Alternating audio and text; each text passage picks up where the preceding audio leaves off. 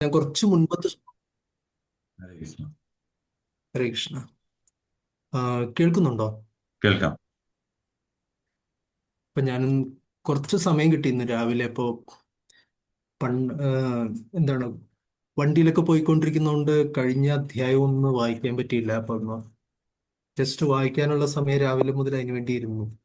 ഇപ്പോ ഒന്ന് രണ്ട് കാര്യങ്ങൾ മാത്രം പറഞ്ഞിട്ട് മുന്നോട്ട് പോകാമെന്ന് വിചാരിച്ചു.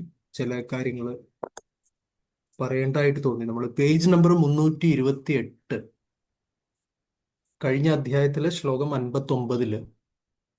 എല്ലാവരും ഒന്ന് അങ്ങോട്ടേക്ക് പോവാമോ?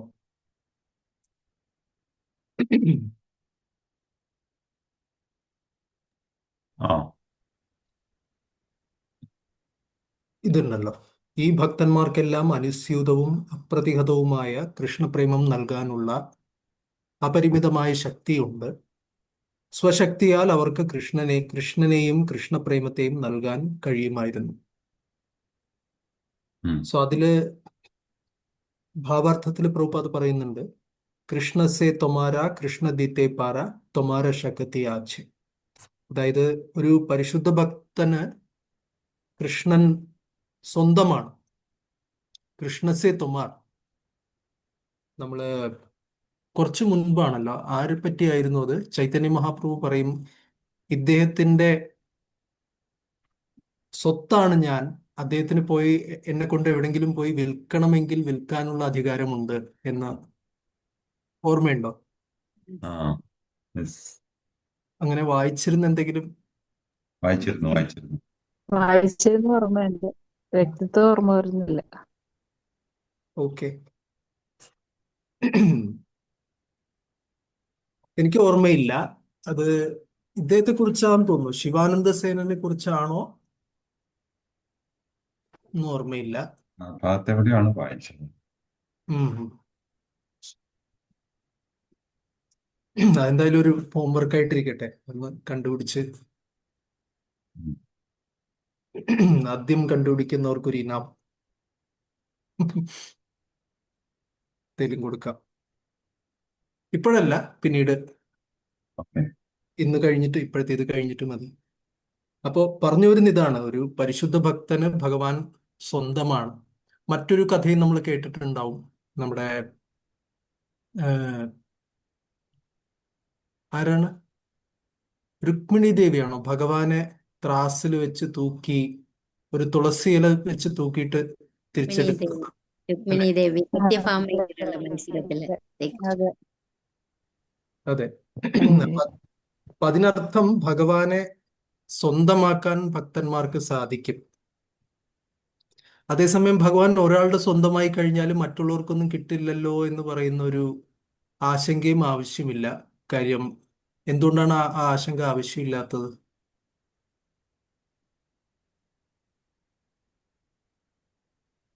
ഒരാളുടെ ആയി ഭക്തൻ, ഭഗവാൻ, അപ്പൊ ഇനി മറ്റുള്ള ആർക്കും കിട്ടില്ലല്ലോ. ആ ഭക്തൻ ഭഗവാനെ കുത്തകയ്ക്ക് എടുത്തു എന്ന് പറഞ്ഞിട്ടൊരു ചിന്ത ആവശ്യമില്ല. എന്തുകൊണ്ട്? ഭഗവാൻ എല്ലാവർക്കും ഭഗവാൻ കിട്ടും. അത്രയധികം ഭാര്യമാരുണ്ടായിരുന്നു. എല്ലാ വീടുകളിലും ഓരോ ഭഗവാൻ ഓരോരോ വ്യക്തിയായിട്ട് തന്നെ നിലനിന്നില്ലേ. അപ്പൊ ഏത് ഭക്തനും അതുപോലെ ഭഗവാൻ കൂടെ ഉണ്ടാവും. സമൂഹം സർവഭൂതേഷു. ഉം, അത് വേറൊരർത്ഥത്തില്. ഉം, സമൂഹം സർവഭൂതേഷു എന്നുള്ളതിനെക്കാട്ടിലും നമുക്ക് ബ്രഹ്മസംഹിതയിൽ ഒരു ശ്ലോകമുണ്ട്, അദ്വൈതം അച്യുതം അനാദി അനന്തരൂപം. ആദി അനന്തരൂപം. അനന്തരൂപം. അപ്പൊ ഭഗവാൻ അനന്തരൂപങ്ങൾ സ്വീകരിക്കാൻ സാധിക്കും. അപ്പൊ ഒരാളുടെ പൂർണ്ണമായിട്ടും സ്വന്തമായിരിക്കുന്ന സമയത്ത് തന്നെ മറ്റൊരാൾക്കും, എല്ലാവർക്കും ഭഗവാൻ സന്നിഹിതനായിരിക്കാൻ കഴിയും. ഈ പറഞ്ഞ പോലെ 16,108 പത്നിമാർക്കും ഭഗവാൻ ഒരേ സമയം കൂടെ ഉണ്ടായിരുന്നു.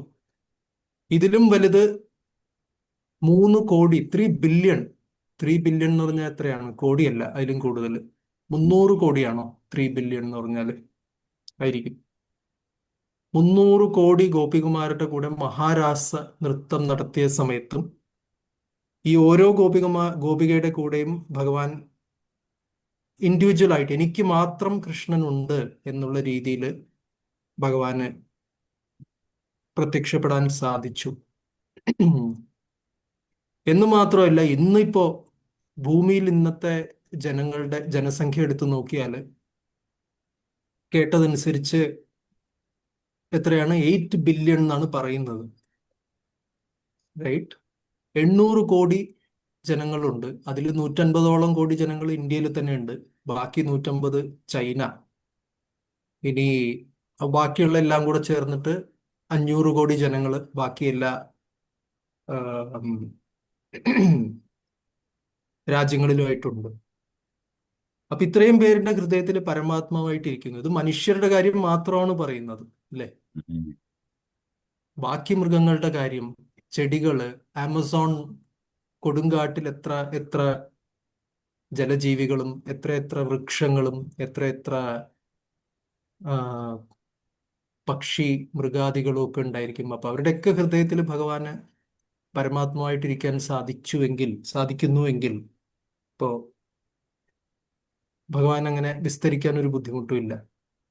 അതേസമയം ഇവിടെ പറയുന്നു, ഇതും സത്യമാണ്. ഒരു ഭക്തന്റെ പ്രോപ്പർട്ടി ആയിട്ട്, ഭക്തന്റെ സ്വന്തമായിട്ട് ഭഗവാൻ വരുന്നു. അപ്പൊ അത് ഹിസോണസ് ഭാനുസ്വാമി മഹാരാജ് പറഞ്ഞൊരു കാര്യമുണ്ട്, അതാണ് പറയാൻ ആഗ്രഹിച്ചത്. അതായത് ഈ ഭക്തി എന്ന് പറയുന്നത് വാസ്തവത്തില് ആരുടെ ശക്തിയാണ്? ഭഗവാന്റെ ശക്തിയാണോ ഭക്തന്റെ ശക്തിയാണോ? ആർക്കാണത് സ്വന്തം ഭക്തി ശക്തി? ഭക്തന്. ഭക്തി ചെയ്യുന്നവർക്ക്. ഒറിജിനലി ഭഗവാൻ ആദിമമായിട്ട് ഭക്തിശക്തി ആർക്കാണ് സ്വന്തം?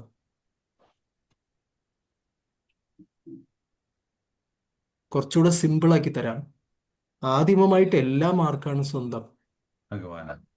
ഭഗവാൻ. ഭഗവാൻ. എല്ലാ ശക്തികളും ഭഗവാന്റെയാണ്, അല്ലെ? അതെ. അങ്ങനെ വരുന്ന സമയത്ത് ഭക്തിശക്തിയും ഭഗവാന്റെ തന്നെ സ്വന്തമാണ്. അതെ. അങ്ങനെ ഇരിക്കുന്ന സമയത്ത് എങ്ങനെയാണ് ഭക്തനാണ് ഭക്തിശക്തിയുടെ ഉടമസ്ഥൻ എന്നെങ്ങനെ പറയാൻ സാധിക്കും? കാര്യം കൃഷ്ണനെ കിട്ടണമെങ്കിൽ ഭക്തി വേണം. ഭക്തിശക്തി കൊണ്ടേ കൃഷ്ണനെ ലഭിക്കുകയുള്ളൂ. അപ്പോ ഇവിടെ പറയുന്നത് കൃഷ്ണനെ നൽകാൻ ഇവർക്ക് കഴിയുമായിരുന്നു എന്ന് പറഞ്ഞിട്ട് നിത്യാനന്ദ പ്രഭുവിന്റെ പാർഷദന്മാരെ കുറിച്ചാണ് ഈ 59ാമത്തെ ശ്ലോകത്തിൽ പറയുന്നത്. അപ്പൊ അവർക്ക് ഭക്തിശക്തി നൽകി, ആ ഭക്തിശക്തി ഉണ്ടെങ്കിൽ കൃഷ്ണനെ കിട്ടും. അപ്പൊ അതിനർത്ഥം ഇവിടുന്ന് വായിക്കുമ്പോൾ തോന്നുന്നത് ഭക്തന്മാരുടെ സ്വന്തമാണ് ഭക്തിശക്തി എന്നാണ്. അങ്ങനെ ഒരു പ്രതീതിയാണ് ഉണ്ടാവുന്നത്, അല്ലെ? ഉം. പക്ഷെ നമുക്കറിയാം എല്ലാ ശക്തികളും ഭഗവാന്റെ സ്വന്തമാണെന്നറിയാം. ഭക്തിശക്തിയും കൃഷ്ണന്റെ സ്വന്തമാണ്. അപ്പൊ എങ്ങനെയാണ് കൃഷ്ണന്റെ സ്വന്തമാണെങ്കിൽ ഭക്തന്മാർക്ക് ഭക്തിശക്തി നൽകാനുള്ള സ്വാതന്ത്ര്യം എങ്ങനെ കിട്ടുന്നു? ആരുടെയാണ് സ്വന്തം? ഭഗവാന്റെ ആണോ ഭക്തന്റെ ആണോ എന്നുള്ളതാണ് ചോദ്യം. അഹം ഭക്ത പരാധീന എന്നല്ലേ പ്രഭു ഭഗവത്ഗീതയിൽ പറയുന്നത്. ഭഗവാൻ ഭക്തന്റെ ഇതിൽ അതിന് കീഴിലാണെന്നാണ് ആയിക്കോട്ടെ, പക്ഷേ ഈ ഭക്തിശക്തി ഭഗവാന്റെ തന്നെ. പറയുന്നത്. അപ്പൊ ഭക്തിയുള്ളവന്റെ ഇതിലാണ്. അതെ. അല്ല, എന്നാലും ഭക്തിശക്തി ഭഗവാന്റെ ആണോ ഭക്തന്റെ ആണോ? ആർക്കാണ് ഭക്തിശക്തി? നമാമി ഭക്തിശക്തിക. ഭക്തിശക്തി ഭഗവാന്റെയാണ്, പക്ഷെ ഭക്തൻ അത് നേടാൻ സാധിക്കും ആ സാധനയിലൂടെ. ഭക്തനുണ്ടെങ്കിലല്ലേ ആ ഭക്തിയുടെ ഇത് അറിയുള്ളൂ. ഒരു ഭക്തൻ ഉണ്ടെങ്കിൽ മാത്രമേ ആ ഭക്തിയുടെ എന്താ പറയണ ഭക്തി എന്താന്ന് അറിയാൻ സാധിക്കുള്ളൂ. ഭാഗവതത്തിൽ പറയുന്നില്ല, ഭഗവാൻ ജീവാത്മാക്കളായി വിസ്തരിച്ചിരിക്കുന്നത് തന്നെ അവരിൽ നിന്ന് ഭക്തിയുടെ സേവനം സ്വീകരിക്കാനാണെന്നല്ല പറയുന്നത്. അപ്പൊ ഭഗവാന് വേണ്ടത് അതാണ്. അപ്പോ അത് ഒരു ഗീവ് ആൻഡ് ടേക്ക് പോലെയല്ലേ. ഭഗവാൻ ആ ആനന്ദം ലഭിക്കാൻ ഇപ്പൊ ഭക്തൻ ആ ഒരു രീതിയിൽ ഭഗവാനെ അപ്രോച്ച് ചെയ്യുമ്പോൾ ഒറിജിനലി ഭഗവാന്റെയാണ്, പക്ഷെ അത് ഭക്തന് ആ കൈമാറ്റമായിട്ട് കിട്ടുന്നു. ഭാനുമഹാരാജ് അങ്ങനെയാണ് പറഞ്ഞത്. അതായത് എല്ലാ ശക്തികളും ഭക്തിശക്തി ഉൾപ്പെടെ ഭഗവാന്റെ തന്നെ സ്വന്തമാണ്. പക്ഷേ ഭഗവാൻ അത് ഒരു ഭക്തന് കൊടുക്കുകയും, ഈ നമ്മൾ ഭൂമി ഇടപാടൊക്കെ ചെയ്യുന്ന സമയത്ത് നമ്മളൊരു ഭൂമി മറ്റൊരാൾക്ക്, ചിലപ്പോൾ മക്കൾക്കായിരിക്കാം, ചിലപ്പോൾ വേറെ ആർക്കെങ്കിലും ഇഷ്ടപ്പെട്ടവർക്കായിരിക്കാം, അത് എഴുതി കൊടുക്കുമ്പോൾ ഈ ആധാരം കണ്ടിട്ടുണ്ടോ? ഹസ്തദാനം. അതിനകത്ത് പറയാറുണ്ട് പൂർണ്ണമായ ക്രയവിക്രയ സ്വാതന്ത്ര്യത്തോടെ നൽകപ്പെടുന്നു എന്ന് പറഞ്ഞിട്ടൊരു ആ അതെ. ഒരു ക്ലോസ് അതിൽ ആധാരത്തിൽ എഴുതാറുണ്ട്. കണ്ടിട്ടുണ്ടോ? ഉം. ഇപ്പൊ ഇത് ഉണ്ട്. കണ്ടുകൊണ്ടിരിക്കുകയാണ് നമ്മൾ. അതിന്റെ തിരക്കിലായതുകൊണ്ട് നന്നായിട്ട് അറിയാം. അപ്പോ അതുപോലെ ഭഗവാൻ എല്ലാം ഭഗവാന്റെ സ്വന്തമാണെങ്കിലും ഭക്തിശക്തിയും കൃഷ്ണന്റെ സ്വന്തമാണെങ്കിലും ഒരു പരിശുദ്ധ ഭക്തന്റെ ആ ഭക്തനോടുള്ള സ്നേഹം കാരണം ഭഗവാൻ സ്വമേധയാ ഈ ഭക്തിശക്തി പൂർണ്ണ ക്രയവിക്രയ സ്വാതന്ത്ര്യത്തോടെ ഭക്തന് പതിച്ചു കൊടുക്കുകയാണ് എന്നാണ് പറയുന്നത്. സോ അപ്പൊ ഇത് ഭക്തന്റെ ആ, സ്വന്തമായി. അത് കഴിഞ്ഞിട്ട് ഭക്തന് തീരുമാനിക്കാം ആർക്ക് കൊടുക്കണം ആർക്ക് കൊടുക്കണ്ടെന്ന്. പിന്നെ അതിൽ ഭഗവാൻ ഇടപെടില്ല. പിന്നെ ആ ഭൂമി ഇടപാടുകള് ആ കൊടുത്ത അച്ഛനായിരിക്കാം, അല്ലെങ്കിൽ കൊടുത്ത മുതിർന്ന വ്യക്തിയായിരിക്കാം, അവര് പിന്നെ നോക്കില്ല. ഇത് മക്കൾക്ക് കൊടുത്തു കഴിഞ്ഞു, ഇനി അത് അവരാണ് നോക്കേണ്ടത്, അല്ലേ? ഉം. അപ്പോ ഈ ഭൗതിക ലോകത്തിൽ അറിഞ്ഞും കണ്ടും കൊടുക്കണം, അല്ലെ ഈ കൊടുത്തവന് ചിലപ്പോൾ പാരയാവും. അങ്ങനെ സംഭവിക്കാറുണ്ട്. പക്ഷെ ഇത് ഭഗവാൻ വിഡ്ഢിയല്ല. ഭഗവാൻ എന്താ പറയാ, ഒരിക്കലും തെറ്റ് ചെയ്യില്ല.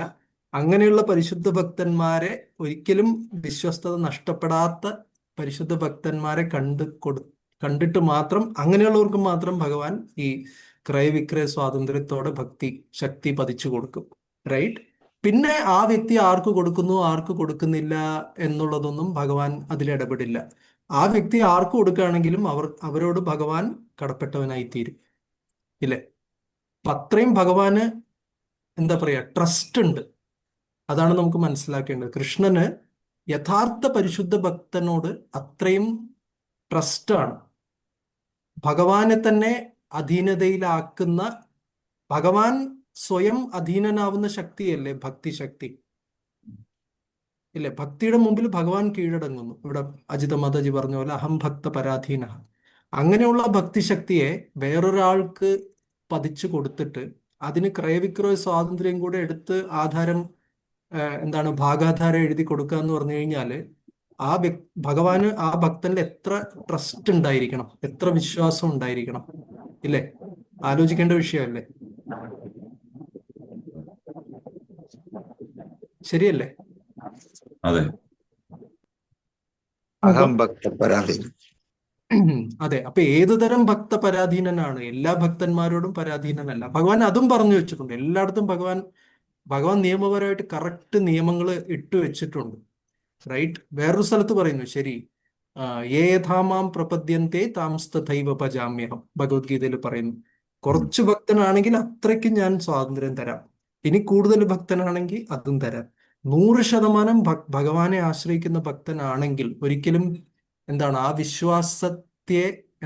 വിശ്വാസത്തെ ദുരുപയോഗം ചെയ്യാത്തൊരു ഭക്തനാണെങ്കിൽ അങ്ങനെയുള്ള ഭക്തനോട് പരാധീനം, അല്ലെ? സോ ഭഗവാൻ കറക്റ്റ് നിയമങ്ങളൊക്കെ, ക്ലോസ് ഒക്കെ ഇട്ട് വെച്ചിട്ടുണ്ട്. ഭഗവാന്റെ എന്താ പറയാ, ലീഗലി പെർഫെക്റ്റ് ആയിട്ട് ഭഗവാൻ അത് ചെയ്തു വെച്ചിട്ടുണ്ട്. അപ്പൊ അതുകൊണ്ട് മറ്റൊരു കാര്യം മനസ്സിലാക്കേണ്ടത്, പരിശുദ്ധ ഭക്തന്മാർ, ശ്രീല പ്രഭുപാദിനെ പോലുള്ള പരിശുദ്ധ ഭക്തന്മാരുടെ മുകളിൽ ഭഗവാൻ എത്ര ട്രസ്റ്റ് വെച്ചിട്ടുണ്ട്, എത്ര വിശ്വാസ്യത വെച്ചിട്ടുണ്ട് എന്നുള്ളത് നമുക്ക് കാണാൻ സാധിക്കും. ഒരു കാര്യം. മറ്റൊരു കാര്യം നമുക്ക് പഠിക്കാൻ സാധിക്കുന്നത്, നമ്മൾ അങ്ങനെ ഭഗവാന്റെ വിശ്വസ്ത ഭക്തന്മാരാകണമെങ്കിൽ നമ്മൾ എത്ര വിശ്വാസയോഗ്യരാവണം, നമ്മുടെ ചിന്തകളും നമ്മുടെ പ്രവൃത്തികളും ഒക്കെ അതിൽ എത്ര ഒരു എന്താ പറയാ, സുതാര്യതയും വ്യക്തതയും ഇന്റഗ്രിറ്റി എന്ന് പറയുമല്ലോ, അല്ലേ? എന്ന് വെച്ചാൽ നമ്മൾ ചതിക്കുന്ന സ്വഭാവം, അല്ലെങ്കിൽ പറഞ്ഞത് മാറ്റി പറയുന്ന സ്വഭാവം, അങ്ങനെയൊന്നും, അതൊക്കെ നമ്മൾ ക്രമേണ ഒരു സുപ്രഭാതത്തിൽ നടക്കുന്ന കാര്യമല്ല. പക്ഷെ ക്രമേണ നമ്മളെ തന്നെ ശുദ്ധീകരിച്ച് ഭഗവാന്റെ വിശ്വാസത്തിന് പാത്രമാകാൻ നമ്മൾ തന്നെ സ്വയം ഒരുപാട് ശ്രമിക്കേണ്ടതുണ്ട്, ഇല്ലേ? എന്തെങ്കിലും ഇതിനെക്കുറിച്ച്, ഈ ശ്ലോകം കണ്ടപ്പോൾ ഒന്ന് ചർച്ച ചെയ്യണമെന്ന് തോന്നി.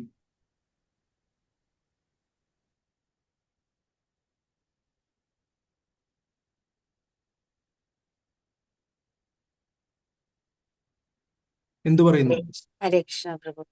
അങ്ങനെ ഹരേ നമ്മൾ ചെയ്യാനായിട്ട് നമ്മൾ എങ്ങനെയാ നമ്മൾ അതിലേക്ക് വരാൻ പറ്റുക? അതിനൊറ്റ വഴിയേ ഉള്ളൂ. ഇതേ ഒരു ക്വസ്റ്റ്യൻ റീസെന്റ് ഞാനൊരു ലെക്ചറിൽ കേട്ടു, ദേവാമൃത മഹാരാജിന്റെ ലെക്ചറിൽ കേട്ടു. മഹാരാജ് പറഞ്ഞത് സിമ്പിളാണ്. അങ്ങനെ പരിശുദ്ധിയുള്ള അത്രയും ഒരു പ്യൂരിറ്റി ഓഫ് ഹാർട്ട്, എന്താ പറയാ, ചിത്തശുദ്ധി, നമ്മൾ കുറച്ച് ചൈതന്യ ചരിതാമൃതത്തിൽ തന്നെ ഇതിനെക്കുറിച്ചൊക്കെ വായിച്ചിരുന്നു. ആശയശുദ്ധി, ചിത്തശുദ്ധി എന്നൊക്കെ പറഞ്ഞിട്ട് ഉം, ഉം, ഉം. കുറച്ച് മുമ്പ് ഇതൊക്കെ പറയുമ്പോൾ ഓർമ്മ വരും. എങ്ങനെ എവിടെയോ കേട്ട് മറന്ന എവിടെ? ചില, വായിച്ചു അല്ലേ? വായിച്ചു അതെ, അതെ. അതെ, അല്ലാണ്ടുമില്ല, പ്രഭു പറയുമ്പോ ഇങ്ങനെ ചെറിയൊരു ഇത്. ഓർമ്മകൾ വരുന്നുണ്ട്. അപ്പൊ അത് നമ്മള് ആ ചിത്തശുദ്ധി ആശയശുദ്ധിയും ഉള്ള ഭക്തന്മാരെ കണ്ടുപിടിച്ച് അവരുമായിട്ട് കുറച്ചു നേരമെങ്കിലും അസോസിയേറ്റ് ചെയ്ത് അവരുടെ ഒരു ആം, എന്താ പറയാ, അവരുടെ ഒരു വ്യക്തിത്വത്തിന്റെ, അവരുടെ കുറച്ച് കാറ്റടിക്കണം നമ്മളിൽ, ഇല്ലേ? ഹരേ കൃഷ്ണ. അതുകൊണ്ട് തന്നെയാണ് നമ്മൾ ഉപദേശാമൃതം നോക്കിക്കഴിഞ്ഞാൽ അവിടെയും ഇതിനെക്കുറിച്ച് പറയുന്നുണ്ട്. എത്രാമത്തെ ശ്ലോകമാണ്? 5-ാമത്തെ ശ്ലോകമാണെന്ന് തോന്നുന്നു. മറ്റേ സത്വവൃത്തി 4-ാമത്തെ ശ്ലോകം. അതുണ്ട്, പക്ഷെ ഇത് പ്രത്യേകിച്ച് പറയുന്നത് ആ, സത്വവൃത്തി 3-ാമത്തെ ശ്ലോകമാണ്. 5-ാമത്തെ ശ്ലോകത്തിൽ പറയുന്നത് മറ്റേ 3 തരത്തിലുള്ള ഭക്തന്മാരോട് 3 രീതിയിൽ പെരുമാറണം. കനിഷ്ഠ, കനിഷ്ഠ മധ്യമ, ഭക്തര്. ഉത്തമ, ഉം, ഇല്ലേ? ഉം. സോ കനിഷ്ഠ ഭക്തന്മാരോട് എന്താണ്? ആ, കൃഷ്ണേതി സ്നേഹത്തോടുകൂടി. യസ്യ ഗിരി തം മനസാദ്രിയേത. കൃഷ്ണൻ എന്നുള്ള നാമങ്ങൾ ആരുടെ നാവിലുണ്ടോ അവരെ മനസ്സുകൊണ്ട് ആദരിക്കുക. പിന്നെ ദീക്ഷാസ്തി ചേത് പ്രണതിഭിശ്ച ഭജന്തമീശം. ആ വ്യക്തിക്ക് ദീക്ഷയുണ്ടെങ്കിൽ മാത്രമല്ല, സീരിയസ് ആയിട്ട് ഭക്തി ഫോളോ ചെയ്യുന്നുണ്ടെങ്കിൽ അവരെ നമസ്കരിക്കണം. പക്ഷെ പിന്നീട് എന്താണ് പറയുന്നത്? ശുശ്രൂഷയാ ഭജനവിജ്ഞം അനന്യം അന്യ നിന്ദാതിശൂന്യ ഹൃദം ഈപ്സിത സംഗലബ്ധ്യ എന്ന് പറയുന്നു. 3-ാമത്തെ ഭക്തൻ, അല്ലെ? ഇത് ഉപദേശാമൃത 5-ാമത്തെ ശ്ലോകമാണ്. അപ്പൊ അതിൽ പറയുന്നത് അന്യനിന്ദാതിശൂന്യം, മറ്റുള്ളവരെ നിന്ദിക്കാനോ അതുപോലെ ഹൃദയത്തില് കാപട്യം അങ്ങനെയുള്ളതൊക്കെ പൂർണ്ണമായി നീങ്ങിയിരിക്കുന്നൊരു വ്യക്തി, റൈറ്റ്?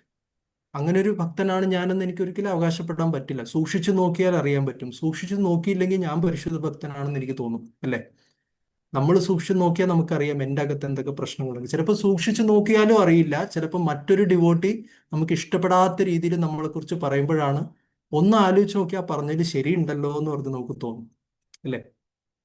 അതെ എളുപ്പമല്ല, പ്രഭു. ഉം. പക്ഷേ അത് ശരിയുണ്ട്. അങ്ങനെ അതുകൊണ്ട് ഉം, അങ്ങനെ തോന്നും പ്രഭു എപ്പോഴും.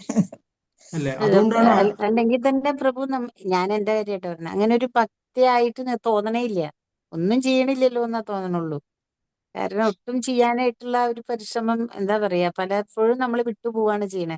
കുറെ ക്ലാസ്സുകൾ കേൾക്കുന്നുണ്ട്, കുറെയൊക്കെ ശ്രമിക്കുന്നുണ്ടെന്നല്ലാണ്ട് ആ പ്യുവർ ഡിവോഷൻ എന്താന്നുള്ളത് ഇപ്പോഴും കിട്ടിയിട്ടില്ല പ്രഭു. ഹരേ കൃഷ്ണ. ഏറ്റവും ബുദ്ധിമുട്ട് എന്ന് പറഞ്ഞു കഴിഞ്ഞാൽ ഭക്തന്മാരുടെ അസോസിയേഷൻ ഇരുന്ന് ഭക്തി ചെയ്യുന്നതാണ് ഏറ്റവും ബുദ്ധിമുട്ട്. തനിയെ ഇരുന്ന് ചെയ്യാൻ വളരെ എളുപ്പമാണ്, ഓൺലൈനിലിരുന്ന് ചെയ്യാൻ വളരെ എളുപ്പമാണ് ഭക്തി. പക്ഷെ ശരിയാ, ഭക്തന്മാരുടെ ശരിയാ അല്ലെ, പ്രഭു പറഞ്ഞെ. ഭക്തന്മാരുടെ അസോസിയേഷൻ എന്ന് ചെയ്യുമ്പോഴാണ് ഏറ്റവും ബുദ്ധിമുട്ട് കിട്ടുന്നത്. കാര്യം അവർ ചിലപ്പോൾ നമ്മളെ കുറിച്ച് തുറന്നു പറയും ചില കാര്യങ്ങളൊക്കെ. ആ പറയുന്നതിൽ കുറച്ച് ശരിയുണ്ടാവും, അല്ലേ? അപ്പൊ നമുക്ക് ഇമ്പ്രൂവ്മെന്റിനുള്ള വഴി അവിടെ കിട്ടുകയാണ്. പക്ഷെ എന്തായാലും പറഞ്ഞു വരുന്നതിന്റെ ഈ പ്യൂരിഫിക്കേഷനൊക്കെ കഴിഞ്ഞ് കഴിഞ്ഞ് കഴിഞ്ഞ് എന്താണ് പറയുക, സ്ഫുടം വന്ന സ്വർണം പോലെ, അല്ലെ? അല്ലെങ്കിൽ ആ നദിയിൽ കിടക്കുന്ന കൂഴാങ്കല്ലുകൾ കണ്ടിട്ടുണ്ടോ? അത് ആ വെള്ളം ഒഴുകി ഒഴുകി അതിന്റെ ഉരുണ്ട് ഉരുണ്ട് വരുന്നത്.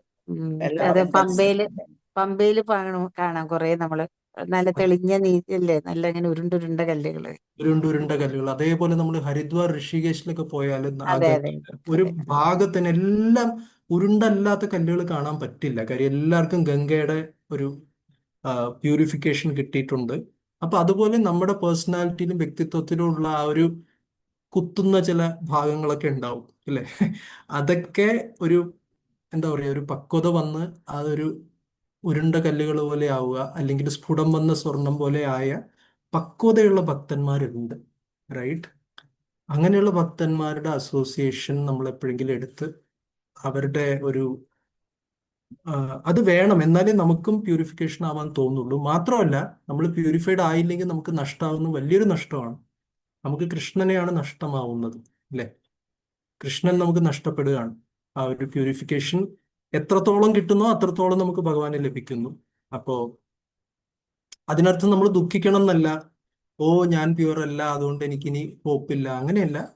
നമ്മള് എന്താണ്, മുന്നോട്ട് പോകാൻ നമുക്ക് ഇതൊരു പ്രേരണയായി തീരണം. പിന്നെ അങ്ങനെ പരിശുദ്ധ ഭക്തന്മാരെ കാണുമ്പോൾ അവരുടെ അസോസിയേഷന് വേണ്ടിയിട്ട് നമ്മൾ അതിനുള്ള പരിശ്രമം നമ്മൾ ചെയ്യണം. അവരെ വീട്ടിലേക്ക് വിളിക്കണം, അവർക്ക് പ്രസാദം എന്താണ് ഭഗവാന്റെ പ്രസാദം കൊടുക്കണം.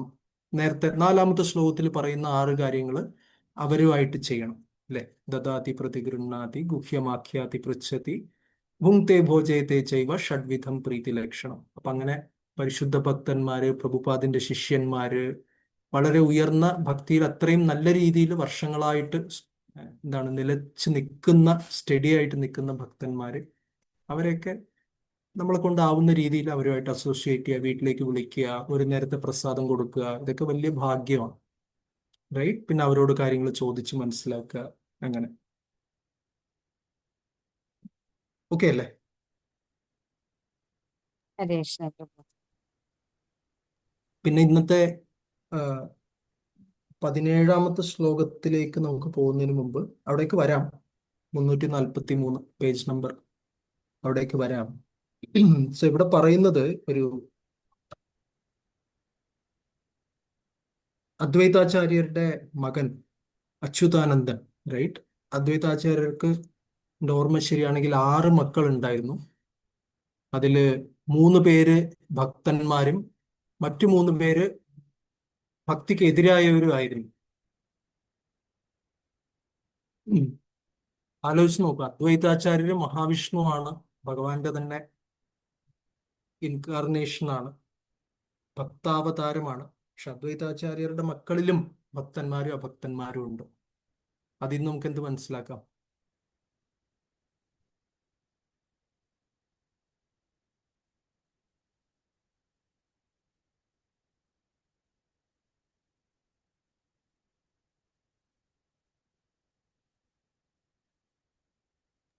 പ്രഭു ഒന്നുകൂടി പറയൂ.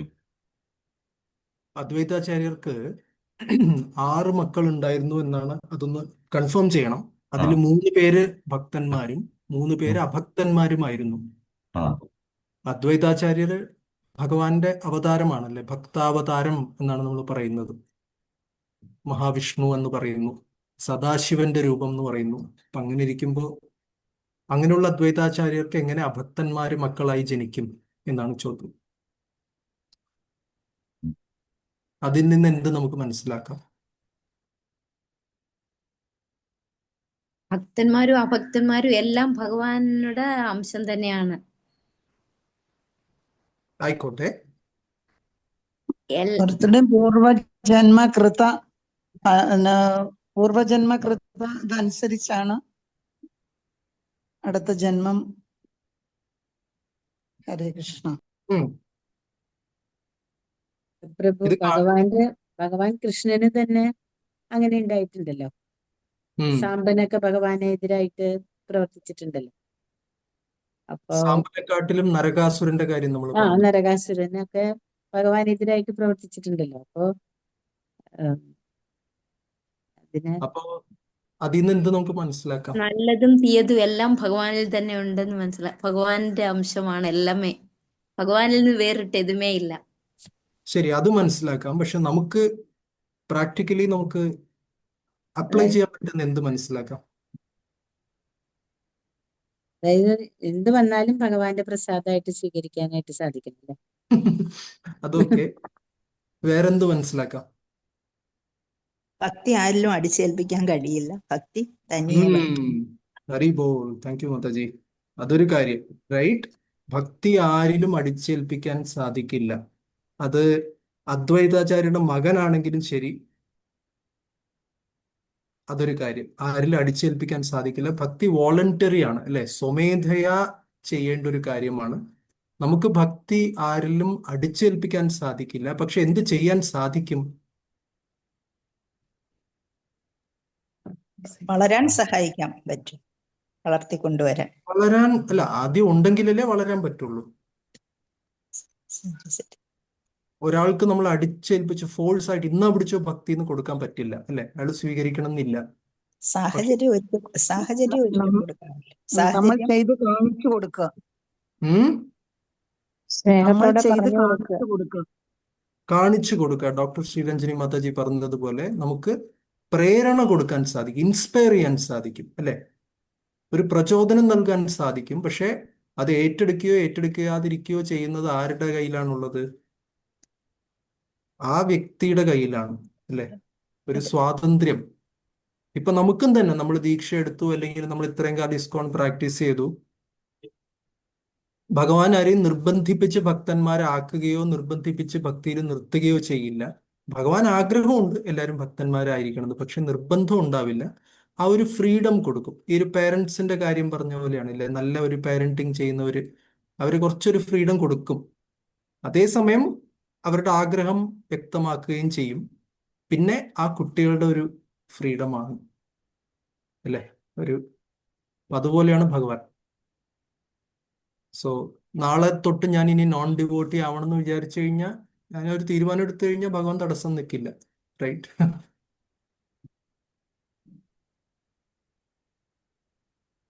പിന്നെ മറ്റൊരു കാര്യം എന്താണ്, ഒരിടത്തും ഭക്തി എന്ന് പറഞ്ഞു കഴിഞ്ഞാൽ എല്ലാവർക്കും ഈക്വൽ ഓപ്പർച്യൂണിറ്റി ആണ്. അദ്വൈതാചാര്യന്റെ മകനായി എന്നുള്ളത് കൊണ്ട് ഭക്തനായിക്കൊള്ളണം എന്നില്ല. അഡ്വാൻറ്റേജ് ഉണ്ട്, സൗകര്യങ്ങളുണ്ട്, അവസരമുണ്ട്. പക്ഷെ എന്നാലും അവസരം എടുക്കുകയോ എടുക്കാതിരിക്കുകയോ ചെയ്യുന്നത് നമ്മുടെ സ്വാതന്ത്ര്യം. ഹരേ കൃഷ്ണ പ്രഭു. അപ്പൊ ഇപ്പം ഭഗവാന്റെ എന്ന് വെച്ചാൽ നരകാസുരൻ വന്നതിന് നമുക്കറിയാൻ കാരണം.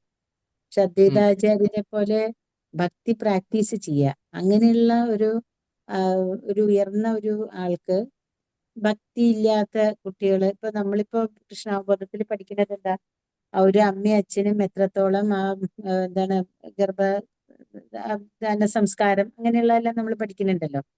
ആ സമയത്ത് അങ്ങനെ നമ്മൾ ചെയ്യുമ്പോൾ ആ കുട്ടികള് നല്ല കുട്ടികളായിട്ട് വളരാനും ഭക്തി ഉള്ള കുട്ടികളായിട്ട് വളരാനും സാധിക്കുന്നു പറയുന്നു. അപ്പൊ അദ്വൈതാചാര്യർ എന്ന് പറഞ്ഞാൽ ഇതെല്ലാം അറിയണ ഒരു വ്യക്തിയും കൂടിയാണല്ലോ. അതായത് അദ്ദേഹത്തിന് അറിയാൻ പറ്റൂല ഇന്ന സമയത്ത് ജനിക്കുന്ന കുട്ടികള് ഇങ്ങനെ ആയിരിക്കാം എന്നുള്ളത്. പിന്നെ എങ്ങനെ അദ്ദേഹത്തിന്റെ മക്കൾക്ക് ഭക്തി ഇല്ലാണ്ട് വന്നു?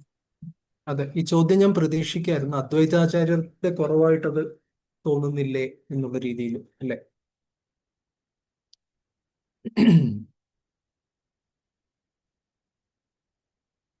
സെയിം കാര്യമാണല്ലോ ഇദ്ദേഹത്തിന്റെ നരകാസുരന്റെ കാര്യത്തിലും. അവിടെയും സംഭവിച്ചു തന്നെയാണ് ഇവിടെയും സംഭവിച്ചിരിക്കുന്നത്. അതാണ് ഏറ്റവും ഇത് അസോസിയേഷൻ. നമ്മള് ജനിക്കുമ്പോ എങ്ങനെ വേണമെങ്കിലും ജനിക്കാം, പക്ഷെ സംഘം കാരണം, അസോസിയേഷൻ കാരണം നമുക്ക്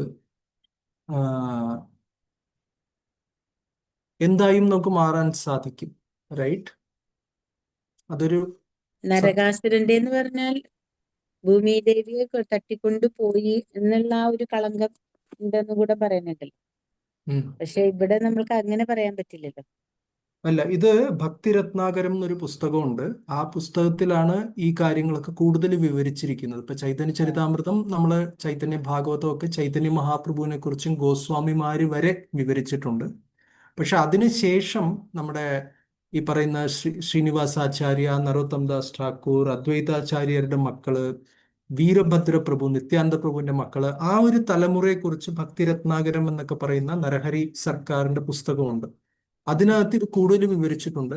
അത് വായിക്കുമ്പോൾ അദ്വൈതാചാര്യരുടെ ആ 3 മക്കളെ കുറിച്ചും അവരുടെ സാഹചര്യങ്ങളെ കുറിച്ചൊക്കെ കുറച്ചുകൂടെ നന്നായിട്ട് മനസ്സിലാക്കാൻ സാധിക്കും. ഞാൻ വായിച്ചിട്ടില്ല, വായിക്കണം എന്നുണ്ട്. അപ്പൊ അതിൽ നിന്ന് കൂടുതൽ വ്യക്തമാവും. ഒരു കാര്യം കൂടെ, നമ്മൾ ഇന്ന് വായിച്ചു തുടങ്ങുന്നതിന് മുമ്പ് അതാണ് ഒറിജിനലി പറയാൻ വന്നത്, ഇപ്പോഴാണ്. സോ അതായത് ഇവിടെ അച്യുതാനന്ദൻ എന്ന് പറയുന്ന അദ്വൈതാചാര്യരുടെ മൂത്ത മകൻ, അദ്ദേഹമായിരുന്നു ഏറ്റവും വലിയ ഭക്തൻ. അദ്വൈതാചാര്യരുടെ പരമ്പര ഭക്തപരമ്പര മുന്നോട്ട് കൊണ്ടുപോയതിൽ ഏറ്റവും വലിയ വ്യക്തിത്വം അച്യുതാനന്ദനായിരുന്നു. അപ്പൊ അദ്ദേഹം ഇവിടെ ചോദിക്കുന്നുണ്ടല്ലേ, 14, 15, 16 ശ്ലോകങ്ങളിൽ ചൈതന്യ മഹാപ്രഭുവിന്റെ ആധ്യാത്മിക ഗുരു കേശവ ഭാരതിയാണെന്ന് തന്റെ പിതാവിൽ നിന്ന് കേട്ടറിഞ്ഞ അച്യുതാനന്ദൻ വളരെയധികം അസന്തുഷ്ടനായി അദ്ദേഹം പിതാവിനോട് പറഞ്ഞു, ചൈതന്യ മഹാപ്രഭുവിന്റെ ആധ്യാത്മിക ഗുരു കേശവ ഭാരതിയാണ് എന്ന അങ്ങയുടെ വാക്കുകൾ നാടിന് തന്നെ കെടുതി വരുത്തും. ശ്രീ ചൈതന്യ മഹാപ്രഭു 14 ലോകങ്ങളുടെയും ആധ്യാത്മിക ഗുരുവാണ്. പക്ഷെ അവിടുന്നിന്റെ ആധ്യാത്മിക ഗുരു മറ്റാരോ ആണെന്ന് അങ്ങ് പറയുന്നു. ശാസ്ത്രങ്ങളൊന്നും ഇതിനെ പിന്തുണയ്ക്കുന്നില്ല. 5 വയസ്സുള്ള പുത്രൻ അച്യുതാനന്ദന്റെ നിർണയത്തിൽ അദ്വൈതാചാര്യന് അതിയായ സന്തോഷം അനുഭവപ്പെട്ടു. ഇതെന്താ അങ്ങനെ പറയുന്നത്? എന്തുകൊണ്ടാണ് അദ്വൈതാചാര്യർക്ക് സന്തോഷം അനുഭവപ്പെട്ടു എന്ന് പറയുന്നത്? വാസ്തവത്തിൽ ചൈതന്യ മഹാപ്രഭുവിന്റെ ആധ്യാത്മിക ഗുരു, സന്യാസം നൽകിയ ഗുരു കേശവ ഭാരതി തന്നെയാണ്, അല്ലെ? ആ വസ്തുത ശരിയാണത്. തിരിച്ചറിവ്, എന്നാലും ആ തിരിച്ചറിവ് ചെറുപ്രായത്തിൽ. ചെറുപ്രായത്തിലുള്ള തിരിച്ചറിവ് അച്യുതാനന്ദന് നന്നായിട്ട് അറിയാം ചൈതന്യ മഹാപ്രഭു ആരാണെന്നുള്ളത്. അത്രയും നന്നായിട്ട് അദ്ദേഹത്തിന് അറിയാമെന്ന് അദ്വൈതാചാര്യർക്ക് ബോധ്യപ്പെട്ടപ്പോ ഒരു സന്തോഷം, അല്ലെ, ഉണ്ടായി. ഇന്ന് അത്രയും ചിന്തിച്ചെടുക്കാൻ കഴിഞ്ഞല്ലോ, രണ്ടു മനസ്സിലാക്കാൻ കഴിഞ്ഞു. അതെ, അത് ചിന്തിച്ചെടുക്കുകയല്ലല്ലോ, അല്ലെ? ചിന്ത മാത്രമല്ല, അത് ഹൃദയത്തില് തിരിച്ചറിയാൻ, അല്ലെ, ഹൃദയത്തിലൊരു തിരിച്ചറിയലാണ്. അത് തിരിച്ചറിവെന്നുള്ളത് തന്നെയാണ് നമ്മൾ അതിനെ പറയേണ്ടത്. അപ്പൊ അത് ഭഗവാന്റെ കാരുണ്യം കൊണ്ടാണ് അങ്ങനെ ഒരു തിരിച്ചറിവ് വരുന്നത്, അല്ലെ? ഭഗവാന്റെ ആധ്യാത്മിക ഗുരുവിന്റെ ദിവ്യജ്ഞാൻ പ്രകാശിതോ. ഹൃദയ പ്രകാശിതോ. വാസ്തവത്തില് വാക്കുകൾ കൊണ്ട് നമ്മൾ പഠിക്കുന്നു കൃഷ്ണാവബോധം, ശരിയാണ്, അത് വേണം. ഗ്രന്ഥങ്ങൾ വായിച്ചു പഠിക്കുന്നു, അത് ശരിയാണ്, അത് വേണം. പക്ഷെ എന്നാലും ആ വാക്കുകളിൽ മാത്രം ഒതുങ്ങുന്നതാണോ കൃഷ്ണാവബോധം? മനസ്സിലാവുന്നുണ്ടോ? വാക്കുകൾ വേണം. നമ്മൾ വാക്കുകൾ വേണ്ട എന്നല്ല നമ്മൾ പറയുന്നത്. വാക്കുകൾ തീർച്ചയായിട്ടും ഉണ്ടാവണം. പുസ്തകങ്ങൾ നമ്മൾ എടുത്തെറിഞ്ഞിട്ട് ഭക്തി ചെയ്യരുത്, അങ്ങനെയല്ല.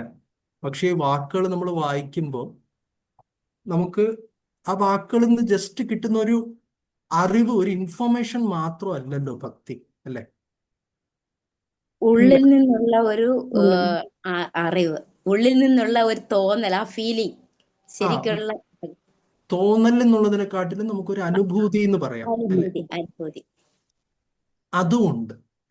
അപ്പൊ അതിനൊരു ഉദാഹരണം നമുക്ക് പറയാൻ പറ്റുന്നത്, ഇപ്പൊ നമുക്ക് സംഗീതം പഠിക്കുമ്പോൾ നമുക്ക് കുറെ പാട്ടിന്റെ വരികൾ ഉണ്ടാവാം, സ്വരങ്ങൾ ഉണ്ടാവാം. അതൊക്കെ നമ്മൾ എഴുതി പഠിക്കുന്നു, അങ്ങോട്ടും ഇങ്ങോട്ടും നമ്മളത് റിപ്പീറ്റ് ചെയ്യുന്നു, റൈറ്റ്? അപ്പൊ അതിലൊരു പുസ്തകങ്ങളുണ്ട്, അതിൽ വരികളുണ്ട്, ഒരു ടീച്ചർ വന്ന് നമുക്ക് പറഞ്ഞു തരും. പക്ഷെ എന്നാലും സംഗീതം എന്ന് പറയുന്നതിൽ ഈ കാര്യങ്ങളൊക്കെ ഉണ്ട്, ഇതൊക്കെ ഉൾക്കൊള്ളുന്നത് തന്നെയാണ് സംഗീതം. പക്ഷെ എന്നാലും സംഗീതം എന്ന് പറയുന്നത് ഇതിലും ആഴത്തിൽ എന്തോ ഒന്നല്ലേ, അല്ലെ? ആ ഒരു അനുഭൂതിയോടെ, ആ ഒരു സാക്ഷാത്കാരത്തോടെ പാടുമ്പോഴാണ് ആ പാട്ടിന് ജീവൻ വെക്കുന്നത്. അതേപോലെ തന്നെ ഈ അറിവ് നമ്മൾ തിയറി ആയിട്ട് നമുക്ക് പഠിക്കാം, ഒരു സർട്ടിഫിക്കറ്റ് ഒക്കെ മേടിക്കാം. അത് വേണ്ടെന്നല്ല പറയുന്നത്, തീർച്ചയായിട്ടും വേണം. അത് വേണ്ടാന്നല്ല നമ്മൾ ഉദ്ദേശിക്കുന്നത് കേട്ടോ, അങ്ങനെ തെറ്റിദ്ധരിക്കരുത്. പക്ഷെ എന്നാലും എന്താ പറയുക, അതൊരു തുടക്കം മാത്രമാണ്, അല്ലെ? അതിനകത്ത് നമ്മളത് പ്രാക്ടീസ് ചെയ്യുമ്പോൾ, നമ്മൾ അതിനെക്കുറിച്ച് ഭക്തന്മാരുമായിട്ട് അസോസിയേറ്റ് ചെയ്യുമ്പോൾ, അതുകൊണ്ട് തന്നെയാണ് പറയുന്നത് ഓൺലൈനായിട്ട് മാത്രം നമുക്ക് ഭക്തി ചെയ്യാൻ സാധിക്കില്ല. നമുക്ക് ഭക്തന്മാരുടെ അസോസിയേഷൻ വേണം, പ്രത്യേകിച്ച് മുതിർന്ന പക്വതയുള്ള ഭക്തന്മാരുടെ അസോസിയേഷൻ വേണം. അങ്ങനെയാണ് നമുക്ക് ആ ഭക്തി അനുഭൂതി നമ്മളിലേക്ക് വരുന്നത്, റൈറ്റ്? സോ ഒരു വ്യക്തിയുടെ ഹൃദയത്തിലുള്ള ഭക്തിയുടെ അടിസ്ഥാനത്തിലാണ് ആ വ്യക്തിയുടെ ഭക്തിയിലെ ഔന്നത്യം പരിഗണിക്കപ്പെടുന്നത്, അല്ലെ? അതെ.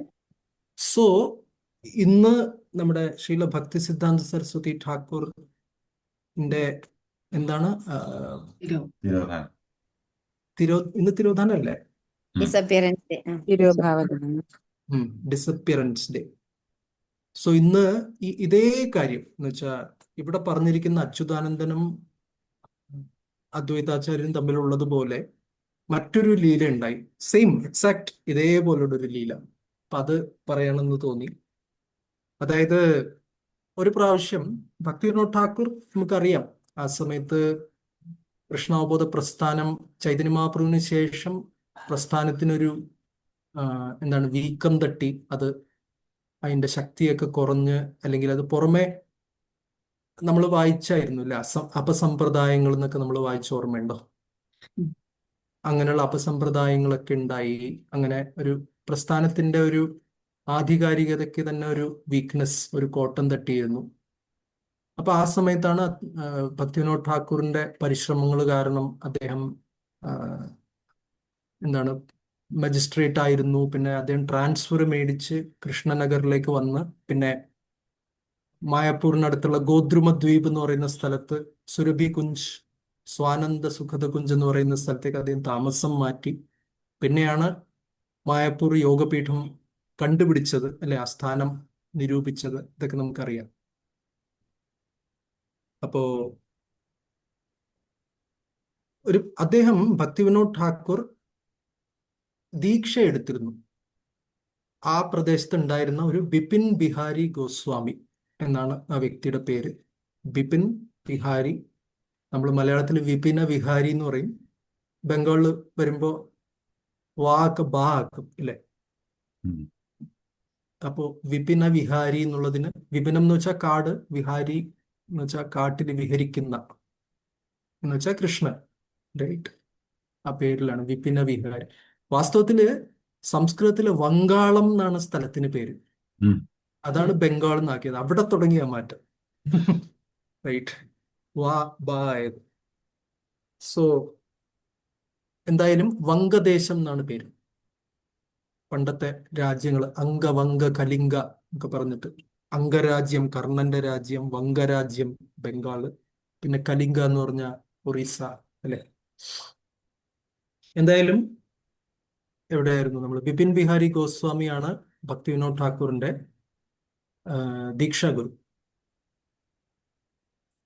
സോ അങ്ങനെ ബിപിൻ ബിഹാരി ഗോസ്വാമി ഇന്ന് ദീക്ഷ സ്വീകരിച്ചു. പക്ഷേ അദ്ദേഹത്തിന്റെ മകൻ ഭക്തി സിദ്ധാന്ത സരസ്വതി ഠാക്കൂർ, ഭക്തിവിനോദ് ഠാക്കൂറിന്റെ മകൻ, ഭക്തി സിദ്ധാന്ത സരസ്വതി ഠാക്കൂറും സിദ്ധപുരുഷനാണ്. ഇവിടെ പറയുന്ന പോലെ ശ്രീകൃഷ്ണ ഭഗവാന്റെ പാർഷദന്മാരില്, പേഴ്സണൽ അസോസിയേറ്റ്സിൽ ഒരാളാണ്. അതേപോലെ തന്നെ ഭക്തിവിനോദ് ഠാക്കൂറും ഭഗവാന്റെ പേഴ്സണൽ അസോസിയേറ്റ് ആണ്, മഞ്ജരിമാരാണെന്നൊക്കെ പറയാറുണ്ട്, റൈറ്റ്? അപ്പൊ അതുകൊണ്ട് ഭക്തി സിദ്ധാന്ത സരസ്വതി ഠാക്കൂർ ചെറിയ പ്രായമുള്ള, ഇതുപോലെ 5 വയസ്സുള്ള ഒരു കുട്ടിയായിരുന്നു. പക്ഷെ അദ്ദേഹത്തിന് അറിയാം ഭക്തിവിനോദ് ഠാക്കൂറിന്റെ അച്ഛന്റെ ആധ്യാത്മിക സ്ഥാനം എന്താണെന്ന് അറിയാം, റൈറ്റ്? അതിനെ കമ്പയർ ചെയ്യുമ്പോൾ ബിപിൻ ബിഹാരി ഗോസ്വാമി അത്രയ്ക്കൊന്നും ഇല്ല,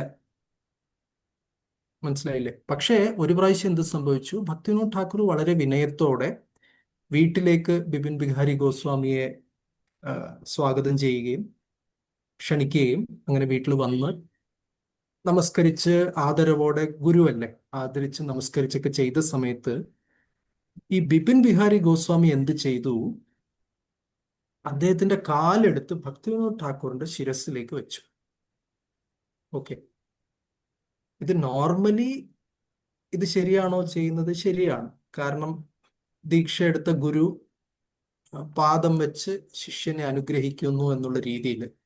പക്ഷെ ഇവിടെ സംഭവിച്ചത്, ഭക്തിവിനോദ് ഠാക്കൂർ ആരാണ്, റൈറ്റ്? അദ്ദേഹത്തിന്റെ ശിരസിൽ പാദം വെക്കാൻ ബിപിൻ ബിഹാരി ഗോസ്വാമിക്ക് യോഗ്യതയുണ്ടോ എന്ന് പറഞ്ഞ് ഭക്തി സിദ്ധാന്ത സരസ്വതി ഠാക്കൂർ കൊച്ചു കുട്ടിയായിട്ട് അവിടെ ഇരിക്കുകയാണ്, അവിടെ നിൽക്കുകയാണ്. അപ്പൊ കൊച്ചുകുട്ടി പെട്ടെന്ന് മുന്നോട്ട് വന്നിട്ട് ബിപിൻ ബിഹാരി ഗോസ്വാമിയെ നോക്കിയിട്ട് ഒരു ഗൗരവത്തോടെ ചോദിക്കും, ഇങ്ങനെ എൻ്റെ അച്ഛന്റെ ശിരസില് പാദം വെക്കാൻ താങ്കൾക്ക് യോഗ്യതയുണ്ടോ എന്ന് പറഞ്ഞിട്ട് അദ്ദേഹത്തിന് മുഖത്ത് നോക്കിയ ഒരു ചോദ്യം. അപ്പോഴേക്കും ബിപിൻ ബിഹാരി ഗോസ്വാമി പേടിച്ച് കാലെടുത്തു. എന്നിട്ട് പിന്നെ അതിനെക്കുറിച്ചൊന്നും സംസാരിച്ചില്ല. പ്രസാദമൊക്കെ കഴിച്ച് പോകുന്ന സമയത്ത് ബിപിൻ ബിഹാരി ഗോസ്വാമി ഭക്തിവിനോദ് ഠാക്കൂറിനോട് പറയുകയാണെന്ന്, ഇംഗ്ലീഷിലാണ് പറഞ്ഞത്, your son is bold to the point of being rude. അതായത് താങ്കളുടെ മകൻ എന്താണ് ബോൾഡ് എന്ന് പറഞ്ഞാൽ എന്താ പറയാ, ഒരു ഉറച്ച് ഉറച്ചു നിൽക്കുന്ന, അല്ലെങ്കിൽ ബോൾഡ് എന്ന് പറഞ്ഞാല് ധൈര്യം, പറയാ Courageous. ധൈര്യം വേണമെങ്കിൽ പറയാം. കുലുക്കമില്ലാതെ നിൽക്കുക, അല്ലെങ്കിൽ പക്ഷെ ഏകദേശം ഒരു പരുക്കൻ സ്വഭാവം ഏകദേശം ഉള്ളതുപോലെ തോന്നുന്നു എന്ന് പറഞ്ഞൊരു കമന്റ് മാത്രം പറഞ്ഞിട്ട് അദ്ദേഹം അവിടെ നിന്ന് പോകും. സോ നമ്മൾ അപ്പോ പറയുന്ന ഇതാണ്, ഇവിടെ ഒരു രീതിയിൽ പറഞ്ഞാല് അച്യുതാനന്ദൻ പറയുന്നത് സാധാരണ ആരും പറയാത്തൊരു കാര്യമാണ്. പക്ഷെ എന്നാൽ അദ്വൈതാചാര്യർക്ക് അത് കേട്ടപ്പോൾ അച്യുതാനന്ദന്റെ എന്താണ് ആധ്യാത്മിക നില മനസ്സിലായി, വളരെ സന്തോഷിച്ചു. അതുപോലെ ഭക്തി സിദ്ധാന്ത സരസ്വതി ഠാക്കൂർ ഇങ്ങനെ പറഞ്ഞപ്പോൾ ഭക്തിവിനോദ് ഠാക്കൂറിനെ എല്ലാം അറിയാം. അദ്ദേഹം ഒന്നും മിണ്ടാതെ, എന്താ പറയാ, യെസ് നോ ഒന്നും പറഞ്ഞില്ല. അങ്ങനെ സൈലന്റ് ആയിട്ട് ഭക്തിവിനോദ് ഠാക്കൂർ ഇരുന്നു. പക്ഷെ ഭക്തി സിദ്ധാന്ത സരസ്വതി ആരാണെന്നുള്ളത് ഭക്തിവിനോദ് ഠാക്കൂറിന് ആ നിമിഷം മനസ്സിലായി. റൈറ്റ്? ഹരേ കൃഷ്ണ. ശ്രീല ഭക്തി സിദ്ധാന്ത സരസ്വതി ഠാക്കൂർ പ്രഭുപാദയ്ക്ക് ജയ്. ജയ്. ഇനി മുന്നോട്ട് വായിക്കും. പ്രഭു ഒരു ചോദിച്ചോട്ടെ? ഇപ്പൊ നമ്മള് ചെയ്യട്ടെ? നമ്മളുടെ കുഴപ്പമില്ല. ക്ലിയർ ആവുന്നില്ല. ഹരേ കൃഷ്ണ. ഇപ്പോഴോ പ്രഭു? എന്നാ ഞാൻ പിന്നെ ചോദിച്ചോളൂ. അല്ല, ചോദിച്ചോളൂ. അതായത് ഇപ്പൊ നമ്മുടെ പരമ്പരയില് നമ്മള് കാണുന്ന ഗുരുക്കന്മാരില് പലരുടെയും അല്ല, അവരുടെ ദീക്ഷ കൊടുത്തിട്ടുള്ളത്, ഇപ്പൊ പ്രഭു പറയണു ഭക്തി വിനോദ മഹാരാജിന്റെ ഒക്കെ ഠാക്കൂറിന്റെ ഒക്കെ ദീക്ഷ കൊടുത്തിട്ടുള്ളത് പുറത്തു നിന്നുള്ള ഒരു ആളാണെന്ന്.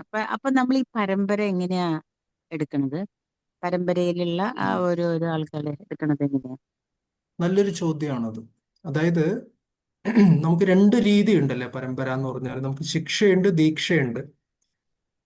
രണ്ടും നമുക്ക് സംഭവിക്കുന്നുണ്ട് അല്ലെ? ഞാൻ മ്യൂട്ട് ചെയ്ത് വെച്ചേക്കണെന്താ അറിയുള്ളൂ, അല്ലെങ്കിൽ ശബ്ദം ഇതാകണുണ്ടാട്ടോ. കുഴപ്പമില്ല. അപ്പോ ശിക്ഷയുണ്ട്, ദീക്ഷയുണ്ട്. നമുക്ക് നമ്മുടെ ഭഗവത്ഗീതയിലെ എന്താണ് ഇൻട്രൊഡക്ഷന്റെ അവസാനം കൊടുത്തിരിക്കുന്ന ലിസ്റ്റ് ഉണ്ടല്ലോ, അതില് പലതും നോക്കിയാല് ഭൂരിപക്ഷം നമുക്ക് പറയാൻ പറ്റുന്നത്, ഭൂരിപക്ഷം എന്ന് പറയാൻ പറ്റില്ല, ഒരു 50% ശിക്ഷയാണ്, 50% ദീക്ഷയാണ്. റൈറ്റ്? ദീക്ഷ ഉള്ളിടത്തും ശിക്ഷയുണ്ട്, എഡ്യൂക്കേഷൻ ഉണ്ട്. അപ്പോ ഇതൊരു, എങ്ങനെ അതിനെ പറയുക, ഇത് ജസ്റ്റ് ഓട്ടോമാറ്റിക് ആയിട്ട് സംഭവിക്കുന്ന ഒരു കാര്യമല്ല. നമ്മൾ നേരത്തെ പറഞ്ഞതുപോലെ ആ ഒരു ആധ്യാത്മിക ജ്ഞാനം, ഒരു ആധ്യാത്മിക അനുഭൂതി, ഒരു കൃഷ്ണ അവബോധം എന്ന് പറയുന്ന സാധനം, അത് ഗുരുവിൽ നിന്ന് ശിഷ്യനിലേക്ക് കൈമാറപ്പെടുകയാണ്. ഗുരു എന്ന് പറയുന്ന ഒരു ഗുരുതത്വം ഒന്നാണ്. റൈറ്റ്? ഗുരുതത്വം എന്ന് പറയുന്നത് ഒരു തത്വമാണ്. അതിനകത്ത് ദീക്ഷാ ഗുരുവുണ്ട്, ശിക്ഷാ ഗുരുക്കന്മാരുണ്ട്. പല വ്യക്തികളും പല റോൾസ് പ്ലേ ചെയ്യുന്നു, പല ഭാഗങ്ങൾ അതില് ആ ശിഷ്യനെ മുന്നോട്ട് കൊണ്ടുപോകാൻ വേണ്ടി പ്രവർത്തിക്കുന്നു. സോ നമ്മുടെ ഒരു അണ്ടർസ്റ്റാൻഡിങ് എന്തായിരിക്കണം എന്ന് പറഞ്ഞാൽ, ഒന്നുണ്ട് മറ്റൊന്നില്ല എന്നുള്ള രീതിയിലാവരുത്. റൈറ്റ്? ചിലപ്പോൾ ദീക്ഷയ്ക്ക് അമിത പ്രാധാന്യം കൊടുത്തിട്ട് ദീക്ഷ മാത്രമേ ഉള്ളൂ, എനിക്ക് ദീക്ഷ തന്ന വ്യക്തികളാണ് ഏറ്റവും പ്രധാനം എന്ന് വിചാരിക്കും. അത് തെറ്റില്ല, പക്ഷെ അത് മാത്രമല്ല. മനസ്സിലായില്ലേ? പക്ഷെ മറ്റേതും ആവരുത്. ചിലപ്പോൾ നമ്മൾ ആശാന്റെ നെഞ്ചത്ത് അല്ലെങ്കിൽ കളരിക്ക് പുറത്ത്, നമ്മൾ അങ്ങനെയാണ്. നമുക്ക് ഒന്നിൽ ഈ വശം അല്ലെങ്കിൽ ആ വശം നമുക്ക് പക്ഷം പിടിക്കാൻ നമുക്കറിയാം. സമന്വയിപ്പിച്ച് കൊണ്ടുപോകാന്ന് പറഞ്ഞാൽ അത്ര എളുപ്പമല്ല, അല്ലെ? ഭൂരിപക്ഷം പറയുന്നത് ദീക്ഷ മാത്രമേ ഉള്ളൂ, എൻ്റെ ദീക്ഷാ ഗുരുവാണ് എല്ലാം എല്ലാം എന്ന് പറയുന്നു. അതിൽ ശരിയുണ്ട്. പക്ഷെ വേറൊരു സൈഡ് പറയുന്നത് ദീക്ഷാ ഗുരുവിന്റെ ആവശ്യമൊന്നുമില്ല, ദീക്ഷ എടുക്കേണ്ട കാര്യമില്ല. അങ്ങനെ ഒരു പക്ഷവും ഇസ്കോണിനകത്ത് തന്നെ ഉണ്ട്. ദീക്ഷയുടെ ആവശ്യമൊന്നുമില്ല, ഹരിനാമം ജപിക്കാൻ വേണ്ടി നമുക്ക് ദീക്ഷ എടുക്കേണ്ട ആവശ്യമില്ല, ഹരിനാമം എല്ലാവർക്കും ലഭ്യമാണ്, വിഗ്രഹ പൂജ ചെയ്യണമെങ്കിൽ മാത്രമേ ദീക്ഷ എടുക്കേണ്ട കാര്യമുള്ളൂ എന്നൊക്കെ പറഞ്ഞിട്ട് മറ്റൊരു വശമുണ്ട്. പക്ഷെ വാസ്തവത്തിൽ ദീക്ഷാ ഗുരുവാണ് ഒരു റെസ്പോൺസിബിലിറ്റി എടുക്കുന്നത്. ഒരു വ്യക്തിയെ തിരിച്ച് ഭഗവത്ധാമത്തിലേക്ക് കൊണ്ടുപോകാൻ ആ ഡോക്യുമെന്റിൽ ആരെങ്കിലും കരാറിൽ ആരെങ്കിലും ഒപ്പിടണമല്ലോ, അല്ലെ? അപ്പൊ അത് ദീക്ഷാ ഗുരുവാണ് ചെയ്യുന്നത്. അതുകൊണ്ട് ദീക്ഷാ ഗുരുവും പ്രധാനമാണ്. അതേസമയം ദീക്ഷാ ഗുരു നമുക്ക് ശിക്ഷണം തരുന്നുണ്ട്. ഭക്തി വിനോദ് ഠാക്കൂറിന്റെ കേസിൽ ദീക്ഷാ ഗുരു ബിപിൻ ബിഹാരി ഗോസ്വാമി ആയിരുന്നു. റൈറ്റ്? പക്ഷേ ശിക്ഷണം അദ്ദേഹം സ്വീകരിച്ചിരുന്നത് ജഗന്നാഥ് ദാസ് ബാബാജി മഹാരാജിൽ നിന്നായിരുന്നു. അതുകൊണ്ടാണ് നമ്മുടെ പരമ്പര നോക്കിയാൽ ബിപിൻ ബിഹാരി ഗോസ്വാമിയെ നമുക്ക് കാണാനേ പറ്റില്ല ലിസ്റ്റിൽ, അല്ലേ? അതെ. ജഗന്നാഥ് മിശ്രയാണോ പ്രഭു? ജഗന്നാഥ് ദാസ് ബാബാജിയോ? ജഗന്നാഥ് ദാസ് ബാബാജിയിൽ നിന്നാണ് ഭക്തി വിനോദ് ഠാക്കൂർ കൂടുതൽ ഇൻസ്ട്രക്ഷൻ എടുത്തിരുന്നത്. കാര്യം അദ്ദേഹത്തിന് എന്ത് തോന്നി, ഈ വ്യക്തിയിൽ നിന്ന് എനിക്ക് എന്താ പറയാ, എൻ്റെ ആത്മാവിനെ തൊടുന്ന രീതിയിൽ ഈ പ്രസ്ഥാനത്തെക്കുറിച്ചും എന്താണ് ചൈതന്യ മഹാപ്രഭുവിനെ കുറിച്ചും എനിക്ക് സാക്ഷാത്കാരങ്ങൾ കിട്ടുന്നുണ്ടെന്ന് പറഞ്ഞിട്ട് ഇതൊക്കെ ഒരു മാറ്റേഴ്സ് ഓഫ് ദി ഹാർട്ട് എന്ന് പറയും, റൈറ്റ്? ദീക്ഷ എടുക്കുന്നതാണെങ്കിലും ശിക്ഷണം എടുക്കുന്നതാണെങ്കിലും ഒക്കെ നമുക്ക് നിർബന്ധിച്ച് ഒരാളെ ഇവിടെ നിന്നേ കേൾക്കാൻ പാടുള്ളൂ എന്ന് നമുക്ക് നിർബന്ധിപ്പിക്കാൻ സാധിക്കില്ല, അല്ലേ? അതൊരിക്കലും ചെയ്യരുത്. പ്രത്യേകിച്ചും ഇനിഷ്യേഷൻ ഇന്റർവ്യൂസിന്റെ സമയത്തൊക്കെ ആ പ്രോസസ്സ് അങ്ങനെ ആയിരിക്കണം. നമ്മൾ ഒരാളെ ഇന്നടത്തുനിന്ന് തന്നെ എടുക്കണം എന്ന് നിർബന്ധിപ്പിക്കരുത്, റൈറ്റ്? അതേപോലെ ഇന്നടത്തുനിന്ന് മാത്രമേ, ഓഫ് കോഴ്സ് നമ്മൾ അനധികൃതരായ വ്യക്തികളിൽ നിന്ന് കേൾക്കരുത്, അത് ഇമ്പോർട്ടൻ്റ് ആണ്. പക്ഷെ അതേസമയം നമുക്ക് പ്രചോദനം നൽകുന്ന വ്യക്തിയിൽ നിന്ന് ശിക്ഷ എടുക്കാനും നമുക്ക് സ്വാതന്ത്ര്യമുണ്ട്. ഇപ്പൊ ഭക്തിവിനോദ് ഠാക്കൂറിന്റെ കേസിൽ ദീക്ഷാ ഗുരുവിന് ദീക്ഷ എടുത്തുവെങ്കിലും അതിനുശേഷം കാര്യമായിട്ട് ബിപിൻ ബിഹാരി ഗോസ്വാമിയുടെ സാന്നിധ്യം ഭക്തിവിനോദ് ഠാക്കൂറിന്റെ ജീവിതത്തിൽ ഉണ്ടായില്ല. പക്ഷേ ജഗന്നാഥ് ദാസ് ബാബാജി മഹാരാജിന്റെ അസോസിയേഷനാണ് അദ്ദേഹം എടുത്തത്. പക്ഷെ വേറൊരു എക്സാമ്പിൾ എടുത്തു നോക്കൂ. എന്താണ് ഭക്തി സിദ്ധാന്ത സരസ്വതി ഠാക്കൂറിന്റെ കാര്യം തന്നെ എടുക്കുകയാണെങ്കിൽ, അല്ലെങ്കിൽ നമ്മുടെ ശീല പ്രഭുപാദിന്റെ കാര്യം എടുക്കുകയാണെങ്കിൽ, പ്രഭുപാദ് ദീക്ഷ എടുത്തതും ശിക്ഷണം സ്വീകരിച്ചും രണ്ടും ഭക്തി സിദ്ധാന്ത സരസ്വതി ഠാക്കൂറിൽ നിന്നായിരുന്നു, അല്ലെ? അങ്ങനെയും കേസസ് ഉണ്ട്. ഇനി വേറെയും കേസസ് ഉണ്ട്. ഇപ്പൊ ചെന്നൈയിൽ നമ്മൾ നോക്കുകയാണെങ്കിൽ, പ്രാക്ടിക്കൽ എക്സാമ്പിൾ പറയുകയാണെങ്കിൽ, മിക്കവാറും ചെന്നൈയിലുള്ള ഡിവോട്ടീസ് ഹിസോണ ജയപതാക സ്വാമി മഹാരാജിൽ നിന്ന് ദീക്ഷ എടുത്തവരാണ്. പക്ഷെ എല്ലാവരും ശ്രവണം ചെയ്യുന്നത്, അസോസിയേഷൻ എടുക്കുന്നത് ഹിസോണസ് ഭാനുസ്വാമി മഹാരാജിന്റെ അസോസിയേഷനാണ് എടുക്കുന്നത്, ശിക്ഷണം മഹാരാജ് എടുക്കുന്നത്. സോ ഇതെല്ലാം ഓക്കെയാണ്. നമ്മള് ഒന്നിനെ എന്താ പറയുക, എല്ലാ സാധ്യതകളും ഉണ്ട്. വേറെയും പല ഡിവോട്ടീസ് ഞാൻ കണ്ടിട്ടുണ്ട്. എൻ്റെ പേഴ്സണലി ഞാൻ പറയുകയാണെങ്കിൽ, എനിക്ക് ഞാൻ ഇൻസ്ട്രക്ഷൻ എടുക്കുന്ന ചില വ്യക്തികൾ, ഒന്ന് ഹിസോണസ് ഭക്തി വിനോദ് സ്വാമി മഹാരാജ്, അതേപോലെ തന്നെ ഹിസോണസ് രാധാനാഥ് സ്വാമി മഹാരാജിന്റെ ഡിസൈപ്പിൾ ആയിട്ടുള്ള ഭക്തി വിജ്ഞാൻ ഗോസ്വാമി മഹാരാജ്. കുറേ എന്താ പറയുക, എൻ്റെ ജീവിതത്തിൽ അദ്ദേഹത്തിനെ റീപ്ലേസ് ചെയ്യാൻ പറ്റില്ല. അത്രയും വളരെ സ്പെഷ്യൽ ഇൻസ്ട്രക്ഷൻസ് മഹാരാജിൽ നിന്ന് കിട്ടാനുള്ളൊരു ഭാഗ്യം ഉണ്ടായിട്ടുണ്ട്, സംശയങ്ങളും നിവാരണം ചെയ്യാനും. കാര്യം മഹാരാജ് ഇവിടെ വന്നു, അല്ലേ? അപ്പൊ ഇങ്ങനെ നമുക്ക് ഇസ്കോൺ എന്ന് പറയുന്ന ഒരു പ്രസ്ഥാനത്തിനകത്ത് നമുക്ക് പല വ്യക്തികളുണ്ട്. എല്ലാവരിൽ നിന്നും എന്ന് വെച്ചാൽ ഓതറൈസ്ഡ് ആയിട്ടുള്ള എല്ലാവരിൽ നിന്നും, അല്ലാതെ അൺഓതറൈസ്ഡ് അല്ല പറയുന്നത്. ഈ ഒരു ആധ്യാത്മിക സപര്യ, ഈ ഒരു യാത്ര എന്ന് പറയുന്നത് എല്ലാവരും നമുക്ക് വേണം. ദീക്ഷാഗുരുവിന്റെ സ്ഥാനം ഉണ്ട് താനും, അതില്ലെന്ന് നമുക്ക് പറയാനും സാധിക്കില്ല. നമ്മൾ അങ്ങോട്ടും ഇങ്ങോട്ടും ആവരുത്, എല്ലാം ബാലൻസ് ചെയ്ത് നമ്മളൊരു മെച്യൂർ ആയിട്ടുള്ള ഒരു അണ്ടർസ്റ്റാൻഡിങ് പോകണം. ഫലത്തിൽ എസൻസ് എന്തായിരിക്കണം എന്ന് വെച്ച് കഴിഞ്ഞാൽ, ഇതൊക്കെ കാരണം നമുക്ക് ഭക്തിയിൽ മുന്നേറാൻ സാധിക്കണം, റൈറ്റ്? അതാണല്ലോ കാര്യം, നടക്കണം, ശരിയല്ലേ? അതിന് വേണ്ടുന്ന കാര്യങ്ങൾ നമ്മൾ ചെയ്യണം. സോ അതാണ് എൻ്റെ ഒരു പേഴ്സണൽ അണ്ടർസ്റ്റാൻഡിങ്, അതാണ്. ഞാനിത് ചോദിച്ചതിന്റെ വേറൊന്നുമല്ല. അപ്പൊ അതായത് ഇപ്പോ നമ്മുടെ പരമ്പരയില് അങ്ങനെ വന്നപ്പോ അദ്ദേഹത്തിന് ജഗന്നാഥ് എന്താ പറയാ ജഗന്നാഥ് പ്രഭു അദ്ദേഹത്തിൽ നിന്ന് ദാസ് ബാബാജിയിൽ നിന്ന് അദ്ദേഹത്തിന് എടുക്കായിരുന്നു, അല്ലെ? ദീക്ഷ എടുക്കാൻ പറ്റില്ലായിരുന്നു, അല്ലെ? അങ്ങനെ എന്തെങ്കിലും ഉണ്ടായിരിക്കും, അല്ലെ? അല്ല, എടുക്കാമായിരുന്നിരിക്കാം. മേ ബി അതിനു മുൻപ് ഇദ്ദേഹത്തിൽ നിന്ന് എടുത്തുപോയി എന്നായിരിക്കാം. ഇതൊക്കെ ഓരോ കാര്യങ്ങൾ സംഭവിക്കും ഇപ്പോ. പക്ഷെ നമ്മള് എന്താണ്, ഒരുപാട് കാര്യങ്ങൾ ഇസ്കോണിൽ സംഭവിച്ചിട്ടുണ്ട്. ഇപ്പൊ ഒരു വ്യക്തിയിൽ നിന്ന് ദീക്ഷ എടുത്തു, പിന്നെ ആ വ്യക്തി ദീക്ഷാഗുരു, പലതും സംഭവിക്കും. ആ ദീക്ഷാഗുരുവിന് ചിലപ്പോൾ ഇസ്കോണിൽ തുടരാൻ സാധിക്കാത്ത സാഹചര്യങ്ങളുണ്ട്, ഇല്ലേ? പ്രാക്ടിക്കലാണ്, നമ്മളിതൊന്നും മറച്ചു വെക്കേണ്ട കാര്യമില്ല. ഇങ്ങനെ സാഹചര്യം ഉണ്ടായിട്ടുണ്ട്. ഇനി വേറൊന്ന്, ആ ദീക്ഷാഗുരു തിരിച്ച് ഭഗവത്ധാമത്തിലേക്ക് പോയി എന്നിരിക്കട്ടെ, ഇല്ലേ? അങ്ങനെയും കേസസ് ഉണ്ട്. തമാൽ കൃഷ്ണ മഹാരാജിന്റെ ശിഷ്യന്മാരുണ്ട്. തമാൽ കൃഷ്ണ മഹാരാജ് ഏതു വർഷമായിരുന്നു, 2002 തോന്നുന്നു, മഹാരാജ് തിരിച്ച് ഭഗവത്ധാമത്തിലേക്ക് പോയി. 2005 ഭക്തി തീർത്ഥ മഹാരാജ് ഭഗവത്ധാമത്തിലേക്ക് പോയി. അതിനു മുൻപ് 1996 ഗൗർ ഗോവിന്ദ സ്വാമി മഹാരാജ് ഭഗവത്ധാമത്തിലേക്ക് തിരിച്ചു പോയി. അപ്പൊ അവരുടെ ശിഷ്യന്മാർ അതിനുശേഷം എന്ത് ചെയ്യും, ഇല്ലേ? അപ്പൊ അതുകൊണ്ട് നമുക്കൊരു സപ്പോർട്ട് സിസ്റ്റം ഉണ്ട്, അതാണ് നമ്മൾ മനസ്സിലാക്കേണ്ടത്. എല്ലാം ചേർന്നിട്ടാണ് ഇവിടെ പ്രവർത്തിക്കുന്നത്. അവസാനം ഇതിന്റെ ഒക്കെ എന്താ പറയാ, മേൽനോട്ടം ആരുടെ കയ്യിലാണ്?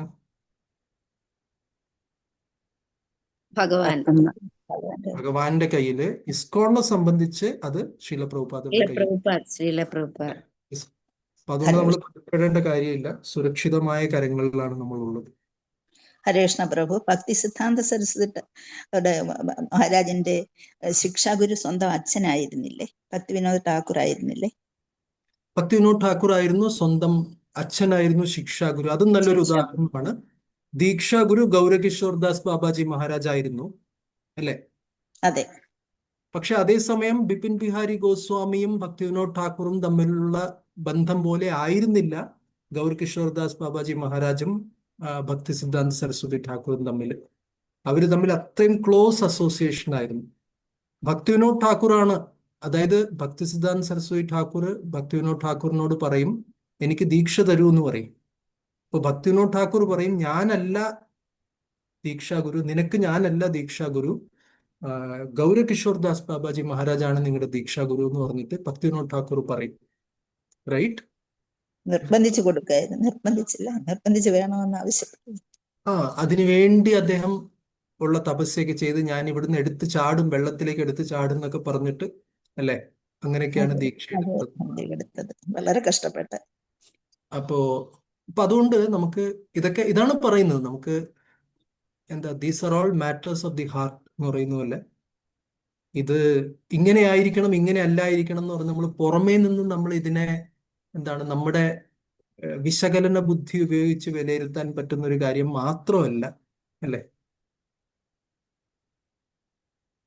ഇത്രയും പറഞ്ഞുകൊണ്ട് കൺഫ്യൂഷൻ ആയെങ്കിൽ എന്ത് ചെയ്യണമെന്ന് എനിക്കറിയില്ല. കൺഫ്യൂഷൻ ആയോ അതോ?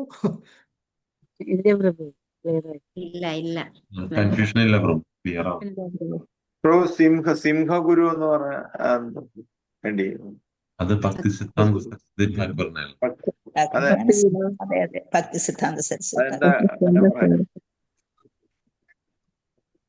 സിംഹഗുരു എന്ന് പറയാൻ കാരണം അദ്ദേഹത്തിന്റെ സിദ്ധാന്തം, അദ്ദേഹത്തിന്റെ ആ സ്ട്രെങ്ത്, സ്പിരിച്വൽ സ്ട്രെങ്ത് എന്ന് പറയുന്നത്, അദ്ദേഹത്തിന്റെ കീഴിൽ അഭ്യസിച്ചിരുന്ന തുടക്കക്കാരായ ശിഷ്യന്മാരോട് പോലും വാഗ്വാദം ചെയ്യാൻ അക്കാലത്ത് മായാവാദി പണ്ഡിതന്മാർക്ക് ഭയമായിരുന്നു എന്ന് പറയുന്നത്.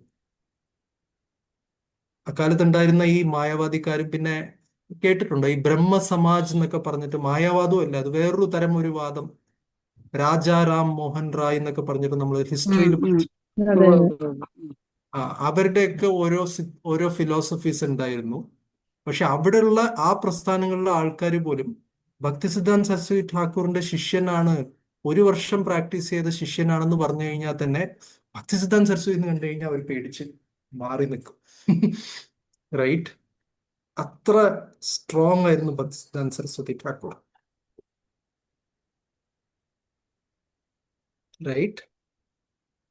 സമൂഹത്തില് അതിനു മുൻപ് വരെ, ഭക്തി വിനോദ് ഠാക്കൂറിന്റെ കാലം മുൻപ് വരെ ഈ പറയുന്ന സമൂഹത്തില് ഗൗഡിയ വൈഷ്ണവ ചൈതന്യ മഹാപ്രഭുവിന്റെ ഫോളോവേഴ്സ് എന്ന് പറഞ്ഞാൽ എല്ലാവർക്കും പുച്ഛമായിരുന്നു, അല്ലെ? കാര്യം അപസമ്പ്രദായങ്ങളും എന്താ പറയാ, യമനിയമങ്ങൾ ലംഘിക്കലും ഇതൊക്കെയായിരുന്നു അന്നത്തെ സമ്പ്രദായം. അത്രയ്ക്ക് അധപ്പതിച്ചു പോയി. ഭക്തി വിനോദ് ഠാക്കൂറാണ് തിരിച്ചു വന്ന് ഇതിന്റെ ഒരു സ്വീകാര്യതയും ഇതിന്റെ ഒരു എന്താണ്, ചൈതന്യ മഹാപ്രഭു അർഹിക്കുന്ന, ഈ പ്രസ്ഥാനം അർഹിക്കുന്ന ഒരു അന്തസ്സിലേക്ക്, അതിനെ സ്ഥാനത്തിലേക്ക് പുനഃസ്ഥാപിച്ചത് ഭക്തി വിനോദ് ഠാക്കൂറാണ്. ആ സ്ഥാനത്തിൽ ഊട്ടി ഉറപ്പിക്കാനുള്ള ഒരു ആധ്യാത്മിക ശക്തിയോടെ ഭക്തി സിദ്ധാന്ത സരസ്വതി ഠാക്കൂർ, അക്കാലത്തെ ബ്രിട്ടീഷുകാർ പോലും ഭക്തി സിദ്ധാന്ത സരസ്വതി ഠാക്കൂറിനെ ബഹുമാനിക്കുമായിരുന്നു. റൈറ്റ്? അവർക്ക് സംശയങ്ങൾ ഉള്ളപ്പോൾ അവർ വന്ന് ഭക്തി സിദ്ധാന്ത സരസ്വതി ഠാക്കൂറിന്റെ അടുത്ത് അപ്പോയിന്റ്മെന്റ് എടുത്ത് കൺസൾട്ടേഷൻ ചെയ്യുമായിരുന്നു. ആലോചിച്ച് നോക്കൂ. റൈറ്റ്? അപ്പൊ അതുകൊണ്ട് ഈ പ്രസ്ഥാനം അത്രയും പ്രധാനമാണ്.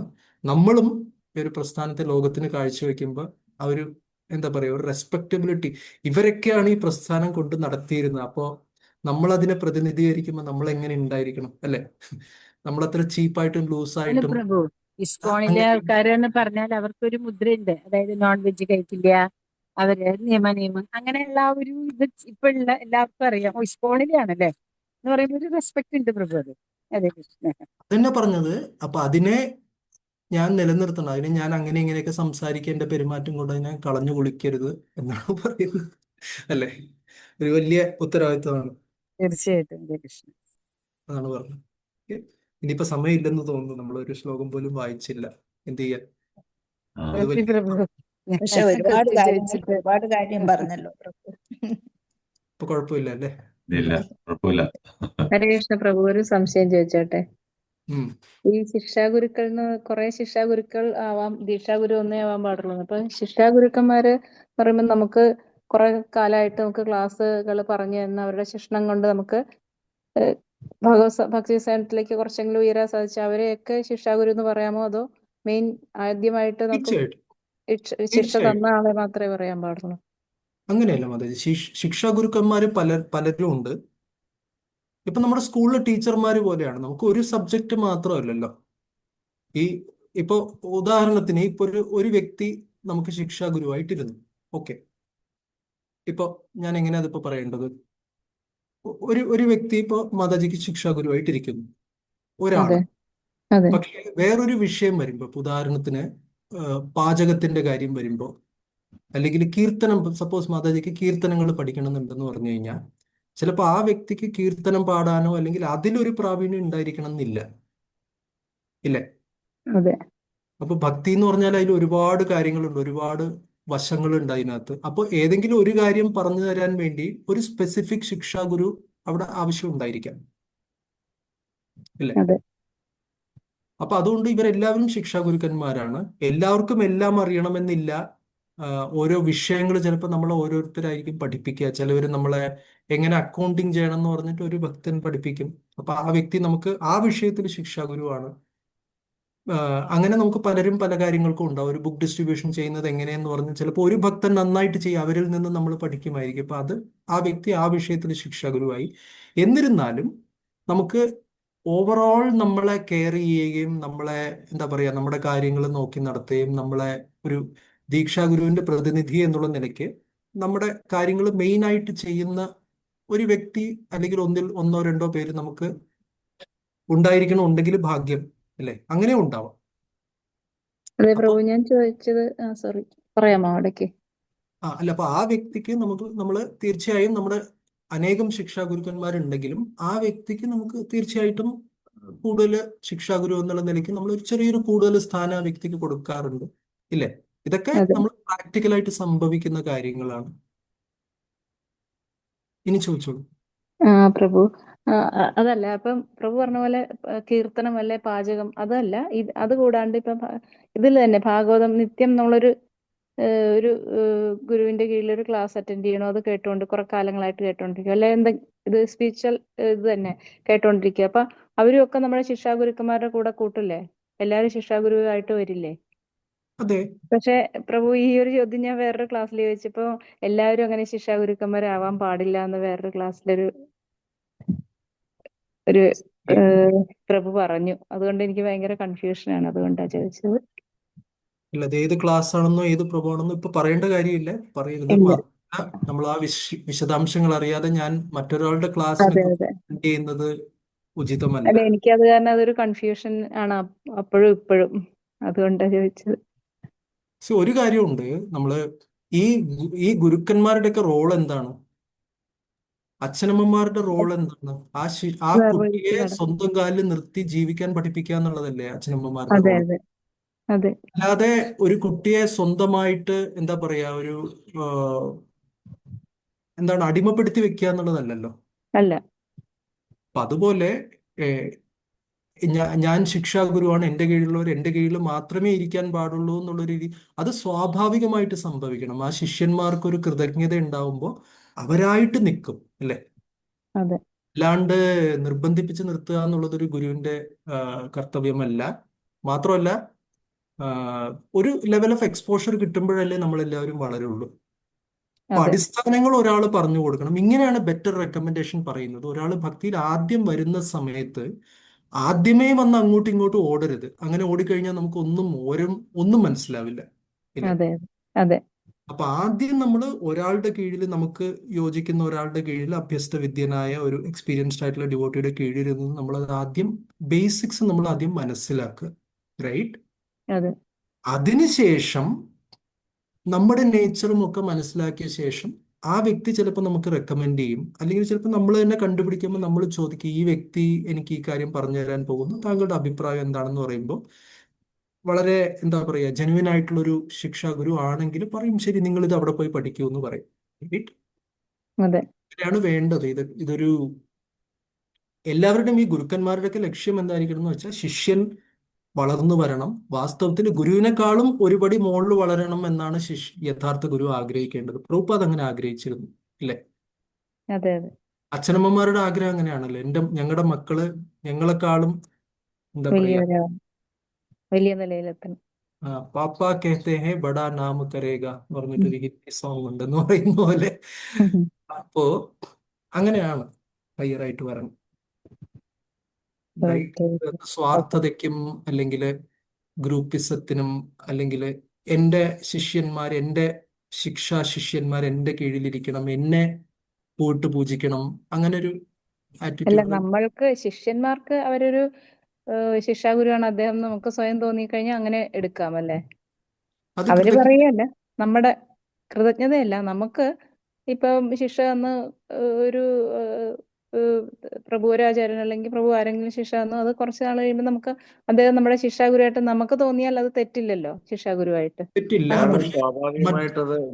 സ്വാഭാവികമായിട്ട് എടുക്കുക. പക്ഷെ എഗെയിൻ ഒരു കാര്യമുണ്ട്, നമ്മൾ ഒരുപാട് ശിക്ഷാഗുരുക്കന്മാരെ നമ്മൾ സ്വീകരിക്കുമ്പോൾ അത് അങ്ങനെയാണ്. പല കാര്യങ്ങൾക്കും പലരെയും സ്വീകരിക്കും. ചിലപ്പോൾ രണ്ടുപേര് പറയുന്നത് തമ്മിൽ കൺഫ്യൂഷൻ ആവും. ഒരാൾ ചെയ്യണം എന്ന് പറയും, ചെയ്യണ്ടെന്ന് പറയും. അപ്പൊ അങ്ങനെയൊക്കെ ഉള്ളപ്പോൾ നമുക്ക് അറ്റ്ലീസ്റ്റ് ഒരു എന്താ പറയാ, ശിക്ഷാഗുരുക്കന്മാരിൽ തന്നെ ശരിയായ കൂടുതൽ ശരിയായ ശരിയെന്നല്ല, ഒരു കോർ ഒരു പേഴ്സൺ, ഒരു കൂടുതൽ അല്ലെ, കൂടുതൽ അതോറിറ്റി ഉള്ള ആളല്ലേ. നമ്മളെ പേഴ്സണലി അറിയുന്നവരും അതേപോലെ തന്നെ നമ്മൾ അവരെ പേഴ്സണലി അറിയുന്നു, അവരുമായിട്ട് നമുക്ക് എന്താ പറയാ ഒരു സെയിം നേച്ചർ ഉള്ള വ്യക്തി, അങ്ങനെയുള്ള ഒരു വ്യക്തിയും അതേസമയം അവര് വളരെ സീരിയസ് ആയിട്ട് കൃഷ്ണബോധം പരിശീലിക്കുന്നവരുമായിരിക്കും. ആചരിക്കുന്നവരും കൂടെ അതും കൂടെ പറയാൻ വന്നതാണ്. അതെ. അപ്പൊ അങ്ങനെയൊക്കെ ഉള്ള ആളെ നമുക്ക് ഒരാളാവണമെന്നില്ല, അങ്ങനെ രണ്ടുപേരാവാം, കുഴപ്പമില്ല.